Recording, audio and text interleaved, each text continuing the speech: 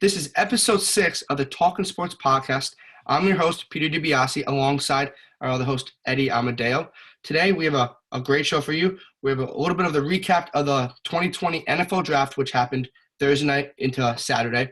And we're going to give you a couple winners and losers. Before we dive into that, I just want to say Eddie won our mock draft challenge by a score of 10-8. It wasn't a pretty victory, wasn't a great victory, but we give props to the winner. So congratulations on the win, Eddie. Both of us did not have a great overall mock draft, but Eddie did sneak me out by one pick, the C.J. Henderson pick at number 9 to the Jacksonville Jaguars. So congrats, Eddie. Thank you very much, Peter. Really appreciate it. As you said, rough draft for the both of us, but there's always next year. So I actually have a special announcement. So we have surpassed our YouTube channel, WDOM Talking Sports, 100 subscribers. So as a thank you to all of our subscribers, next week Peter and I will be putting out a video, the top 10 quarterbacks of all time. And given what I've heard Peter's opinions on certain QBs in there that I disagree with, so it's going to be an exciting video to watch. There might be a little bit of arguing, so definitely tune into that one. And we just want to thank all of our subscribers and all our viewers and all the support. We never expected to get to this point so far. So we really want to thank all you guys, and that's why we'll be awarding you with that video. So without further ado, first thing that I'm going to get into is I'm going to talk about the Patriots draft. Now, I have some very stern opinions, as Peter knows, about how it turned out. I've got to say I think the Patriots had an A-plus draft.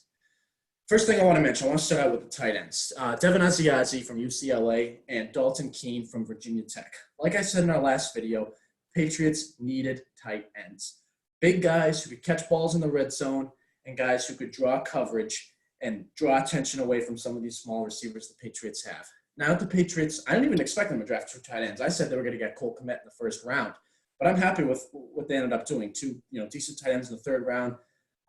So I really think that this is going to be a good proponent in the Patriots offense, especially with this young quarterback, Jarrett Stidham. So this is also really similar to what we saw in 2010 when the Patriots drafted Rob Gronkowski and Aaron Hernandez. So I think that's kind of the same school of thought that the Patriots had this time. So I'm very happy. That's the main thing that I'm zoning in on this draft for those 2 tight end picks. Very happy about that. We look at some of the other picks. Kyle Duggar in the second round. Definitely a Patriots move. A player they probably could have gotten in the 5th, 6th, or even 7th round. Patriots drafted him in the second round. We saw the same thing with Jamie Collins back in, I think it was 2013, 2014. Peter, I don't know if you know the exact date on that, but still definitely a Patriots move, to say the least. Other than that, we got a couple linebackers. We got a couple offensive linemen. We actually got a kicker, maybe the succession to Steven Gostkowski. Could have to see what happens there. So definitely I'm very happy with what the Patriots did in the draft. It is definitely like a Bill Belichick stereotypical NFL draft. Last thing I want to cover, the quarterback position.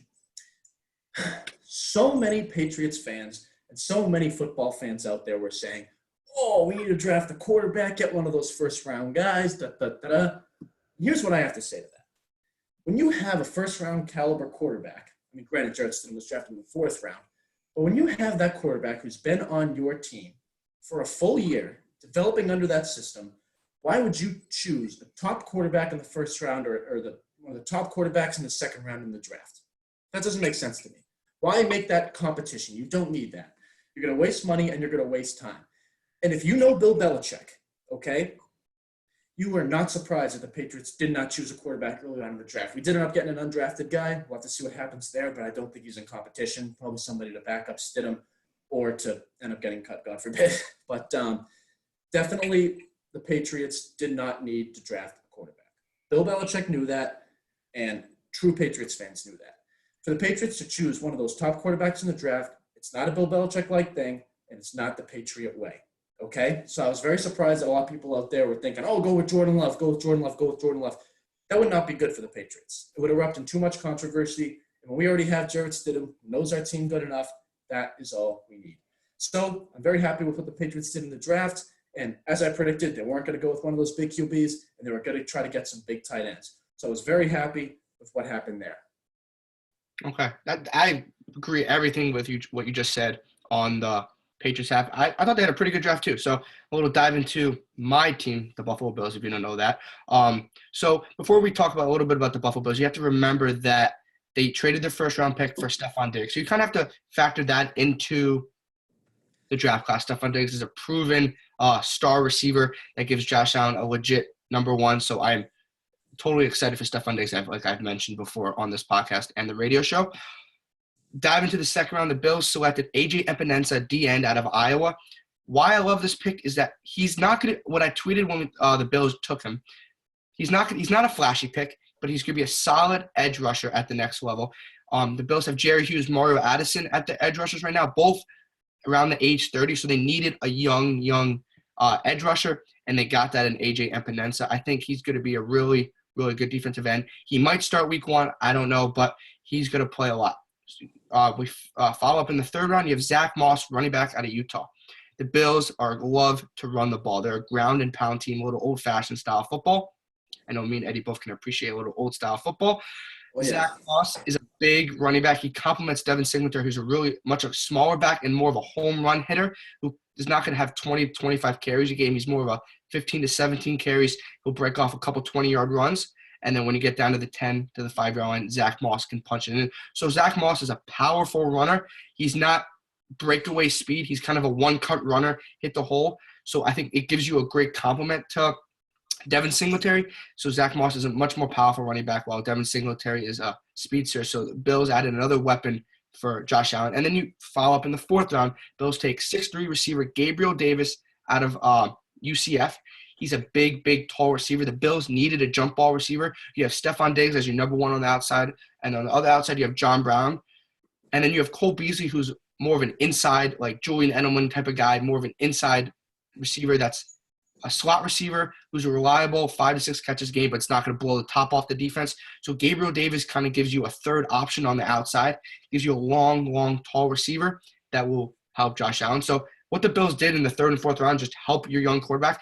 The Bills have a really talented offense right now with Josh Allen at the quarterback. You have Zach Moss and Devin Singletary at the running back. And then you got Diggs, John Brown, Cole Beasley, and then you added Gabriel Davis at receiver. So I'm super excited for the Bills offense. You added A.J. Epinesa to the defense, which is already one of the best defenses. So you added another really good pass rusher. And then a little bit of a different pick in the fifth round. The Bills took Jake Fromm, quarterback out of Georgia. Brandon Beane said last night on a press conference, the reason that they took Jake Fromm is that not because anything to do with competition of Josh Allen. He made that point clear that Josh Allen is the starting quarterback. This is only for backup consideration. But the reason that they took Jake Fromm is that he was so high on their board. They had him rated as a third round pick that he was too good for them to pass up in the fifth round. So now you give Josh Allen a reliable backup, a young backup, much cheaper than Matt Barkley, who wasn't that good last year. And Josh Allen doesn't really need that mentor in Matt Barkley anymore because it's his third year. You kind of passed that mentor stage of after your first and second year. So now we need a nice young quarterback to back up Josh Allen. God forbid if anything happens to him injury-wise or just not playing that well, which I don't think will happen. Hope, knock on wood, the injury thing, nobody wants to get injured. But Jake Fromm will be a good backup. So overall, I thought the Bills had an A- draft. I loved what they did. They did not have a first-round pick, so you got to factor that in Stephon Diggs, but you don't put that in your grade because it was not a draft.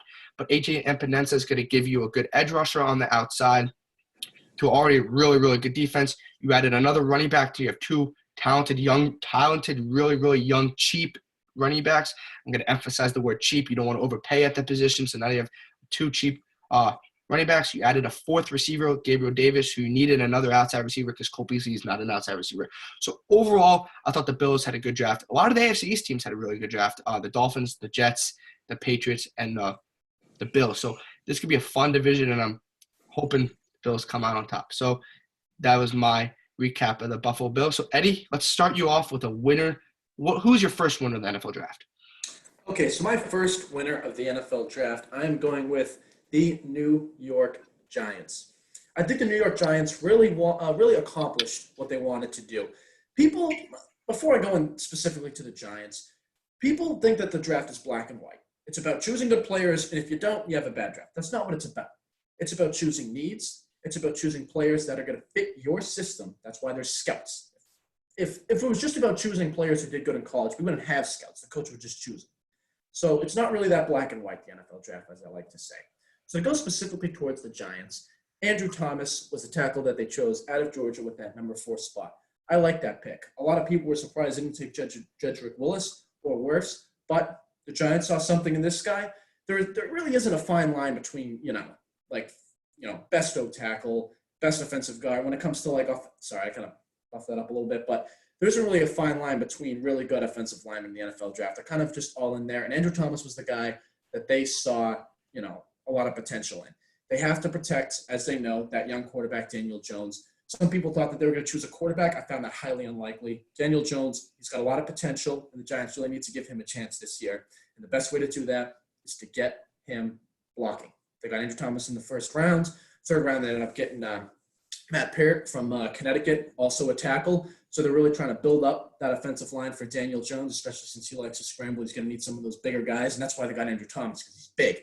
Another big pick they got was Xavier McKinney, a safety to boost up that secondary that they had. They got, I think, 3 other linebackers. They got an offensive guard, Shane Lemieux from Oregon. So that's another person who's going to help to protect Daniel Jones. And they ended up getting a linebacker and a corner in the 7th round as well. So I do like what the Giants did in the draft. They did what they needed to do. That's what it's about in the draft. You want to be a winner in the draft, you do what you need to do and what's going to be good for your team. You want to do bad in the draft, you just choose the next best player on the board, or you do something that's going to cause a lot of controversy in your team. So I love what the Giants did, keeping it simple, choosing their needs. Peter, who's your number 1 winner?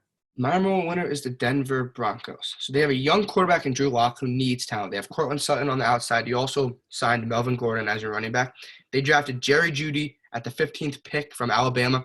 A lot of people had him number 1 on their board. He was my number 2 receiver behind CeeDee Lamb, but I had him going number 12 in the draft. So Jerry Jeudy fell a couple spots. I think he's going to be a really, really good receiver. He's a great route runner. So now you have him, and then you have Cortland Sutton on the outside.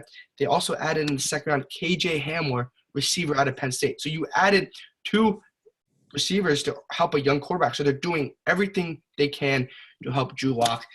Drew Lock showed a lot of potential in the last 5-6 games at the end of the season. The Denver Broncos are always notorious for having a good defense led by Von Miller. Vic Fangio is their head coach, is a defensive-minded coach. So John Elway went out, and you know what? Let's help our young quarterback. Let's make sure we give him the best chance to succeed. They added Jerry Jeudy in the 1st round, and they added KJ Hamler in the 2nd round, who's more of a speedster inside receiver. So now you have 3 really young receivers that now Drew Lock has everything he needs to succeed. So it's up to the young kid to succeed. You have Melvin Gordon at running back along with Philip Lindsay. This Denver Broncos is going to be a sneaky team in the AFC, looking at about a 9, could be between an 8 to 10 win team. In the 3rd round, they also added Michael Ojamanda, round 3, cornerback. I'm sorry from Iowa. I'm sorry if I mispronounced your name, but another good defensive player they could add to that already pretty good defense. So I loved what the Broncos did, adding 2 good young receivers to help a really young quarterback in Drew Lock. Eddie? Okay, so my number 2 winner are another New York team, the New York Jets. And for the same exact reason that I think the Giants had a good draft. They chose who was going to be good in their system, and they chose people who are going to help their young quarterback. When you have a quarterback like Sam Darnold, who came off, a little less than a mediocre year, you don't try to get him to succeed by bringing in a new top 1st round, 2nd round quarterback to try to compete. That's not how you do it. That's not going to end up well. How you do it is you build the team around him. Sam Darnold did not have much to work with last year. Okay, we all know that. And this draft was really key for the Jets to build people around him.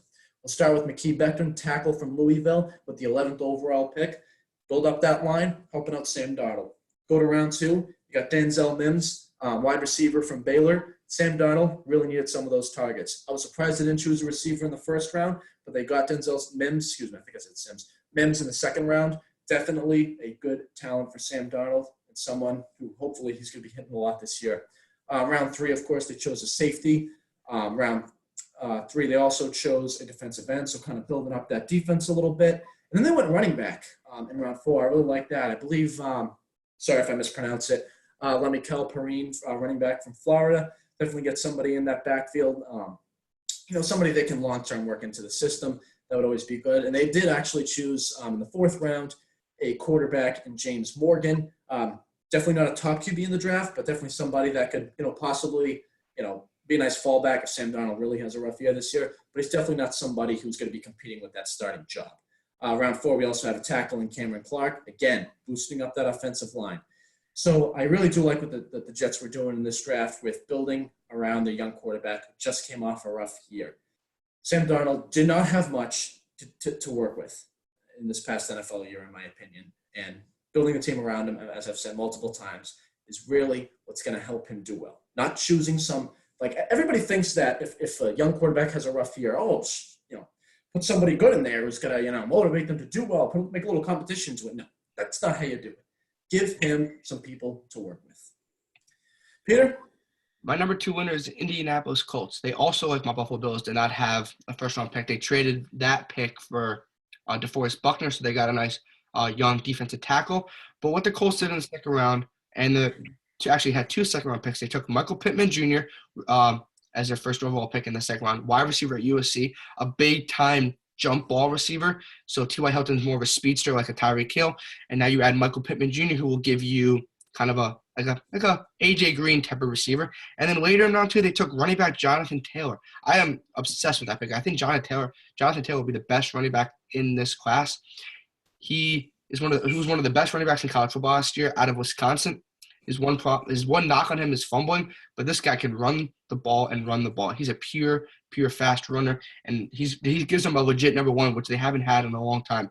So you added Michael Pittman Jr. receiver to go along with T.Y. Hilton. Then you also added another running back, so you added 2 good pieces to that offense. And then you added in the third round Julian Blackmon, a safety out of Utah, so it gives you another good defensive player on the back end of that defense, which is already a pretty good defense, not the best defense. So the Colts are kind of upgrading their team slowly. You got Phillip Rivers and Jacoby Brissett as your 2 quarterbacks. And then they throw in a little wild card in round 4. They took quarterback Jacob Eason out of Washington. Is he the future successor to Jacoby Brissett / Phillip Rivers? You have Phillip Rivers for 1 or 2 years, and then you bring in Jacob Eason. It could be a developmental project. I like that pick. Frank Reich, the head coach of the Colts, is a really good quarterback coach. He played for the Bills. He was the quarterback coach with the Eagles when they won the Super Bowl, when Nick Foles won the Super Bowl. He developed Carson Wentz, who's a pretty good NFL quarterback. So you add all that in. They added a receiver and a running back in round 2 to help with those weapons, give Phillip Rivers everything he needs to do to succeed this year. Then in round 3, you add another defensive safety. And then in round 4, you could add the successor to Phillip Rivers in Jacob Eason. So I thought the Colts and the Broncos had one of the 2 best drafts in all of football. Really, both, like I see here, both added a lot of offensive weapons, and that was the theme for my winner. So, Ed, who's your first loser of the NFL draft? Okay, so I think my first loser is looked upon by many other experts and many other people as the number 1 losers in this draft, and I think that's the Green Bay Packers. And I think the reason this being is the fact that they drafted, with the 26th overall pick, Jordan Love, QP of Utah State. Now, there's 2 main schools of thought I think that are going to happen in the future with this quarterback. One, his contract's going to run out and he's going to go to a different team. I feel like if this team wants to keep going with Aaron Rodgers as a starting QB, I mean, Aaron Rodgers said himself that he wants to play until he's 40 or even, continue to do so after that. So I really think that he's going to end up playing for the team. He's going to develop under Rodgers, which is a good thing. And he'll just end up going elsewhere. Similar to what happened to the Patriots with Jimmy Garoppolo. Playing under Brady, had some skill, and he moved on because Brady wanted to keep on playing. So I think that's one thing that could happen. The second thing, which I starting to believe this a little bit more, is that the Packers are ready to move on from Aaron Rodgers. And it's not the fact that they chose Jordan Love that made me think this. It's the fact that they didn't choose players who Aaron Rodgers prioritized. Look at the rest of the draft. At round 2, they had A.J. Dillon, running back from Boston College. Round 3, tight end. Round 5, linebacker. Then they chose offensive lineman. Then they chose a safety. Then they chose a D-end. This is the recipe for a young quarterback. Aaron Rodgers wanted new receivers. He wanted guys on the outside, okay? And that is not what they chose. So this is kind of cluing in that the Packers could be moving on from Aaron Rodgers, all right? I mean, Jordan Love as a young quarterback would need a running back he can rely on. Would need would need a new center, some offensive guys who are going to protect him. That's exactly what they got. So could we be seeing Rodgers leaving the Packers pretty soon? It's a possibility. If not, Jordan Love will not be the starting quarterback of the Packers. His rookie contract will run out, and he will go to a different team. I don't think this is the situation that happened with Brett Favre. When Aaron Rodgers comes in, Brett Favre plays, Favre retires, and Rodgers comes in. I don't think that's going to happen. I don't see it happening. Peter, what do you think? My number 1 loser is also the Green Bay Packers, so I don't want to repeat everything Eddie just said. They took Jordan Love, and they took A.J. Dillon, running back out of Boston College, who could be a good complement to Aaron Jones, who's already a really good NFL running back. You have Devontae Adams on the outside, But I love Eddie's point in the sense that they did not draft a receiver. I believe there was 26 or 30. I think it's 26 receivers drafted in this NFL draft. Not one of them went to the Green Bay Packers. They did take a tight end out of Cincinnati in the third round, but a tight end is not going to get you 1,000 yards. You could be more of a blocking tight end. We'll wait and see. I thought the Packers needed to add – I like Eddie's point because he says that means they're not committed to Aaron Rodgers, which is I totally agree. If they were, they would have took a receiver, maybe not in the first round, but in the second or third round, built up more talent around him. And now – instead, they didn't. They used their first-round pick, and the first-round picks meant to make an impact either in year 1 or year 2. Jordan Love might not make an impact in years 2 or 3 unless they move on from Aaron Rodgers. And before this show, we started recording, me and Eddie talked about, could this be Aaron Rodgers' last year? Aaron Rodgers finished this year. Jordan Love sits behind, Aaron Rodgers is a really good quarterback, great quarterback to sit behind. And then Jordan Love takes over as the Green Bay Packers starting quarterback in the second year of his contract. I have no idea. I was really confused by this pick. I really thought they were going to you didn't have to draft a receiver in the first round. You could have took a defensive player, anybody besides a quarterback, offensive lineman, I don't know, anything. But they decided to take a quarterback. That means they're not sold on Aaron Rodgers. They want to move on. It's a new young head coach, a new young GM. Is this the writing on the wall for Aaron Rodgers not to finish his career as a Green Bay Packers? Okay, so I'll give my second loser because I didn't really give a loser that could be the same loser. So my second loser before Eddie gives his final loser is the Eagles. Why the Eagles are a loser is at 21, they took Jalen Reagor, wide receiver at TCU. I could be totally wrong. This could be a really good receiver. But after the draft, as I was like looking at more of like kind of some scouting, he got injured a lot and he dropped a lot of balls. That's not a good recipe for a receiver when you drop balls. Your goal of a receiver is to catch the ball. That's like the number one goal. He's a speedster. He's more of an inside receiver. What I thought they should have done at 21 is taking Justin Jefferson, a wide receiver out of LSU, who went the next pick to the Minnesota Vikings. Justin Jefferson, if you watched the national championship game against Clemson, was an absolute beast. He was rising up draft boards. He was my number 4 receiver on my draft board. I think he's going to be an absolute stud in the NFL. I love this kid. The Eagles decided to take Jalen Reagor, TCU, who I had the 49ers taken at number 31. So I still had a first-round grade on Jalen Reagor. I just thought they took him a little too early when Justin Jefferson was still on the board. If Justin Jefferson was not on the board, I would have been totally fine with this pick. But he was, and he goes 1 right after to the Vikings, so I did not love that pick. And then the second round, the biggest thing involves another quarterback. They take Jalen Hurts, quarterback out of Oklahoma. I don't understand this. The Eagles did not have good receivers last year. They did take one in the first round. Take another receiver. Get another defensive player. O-line, whatever. You don't need a quarterback in the second round. That scares me because Carson Wentz is a really good NFL quarterback. He has injury history. The thing is, how are they going to use Jalen Hurts? Because he's not your typical NFL quarterback. He's more of a mobile quarterback. Could they use him like a Taysom Hill in what the Saints do? But if you're going to use him like that, why would you take him in the second round? Like, take him in the third, fourth round. Second-round quarterback is supposed to be – second-round pick is supposed to be an impact player immediately. And if you don't trust Carson Wentz's health, you want to back up, okay, did what the Bills just did. Take Jake Fromm in the fifth round. Or what the Jets did, take James Morgan in the fourth round or Jacob Eason in the fourth round. That's way more value out of a fourth or fifth round pick and a backup quarterback, which is where backup quarterbacks usually go, than taking a quarterback in the second round who's not going to be a starter. Like, if you think Jalen Hurts is going to be a starter over Carson Wentz, then yeah, nobody thinks that though.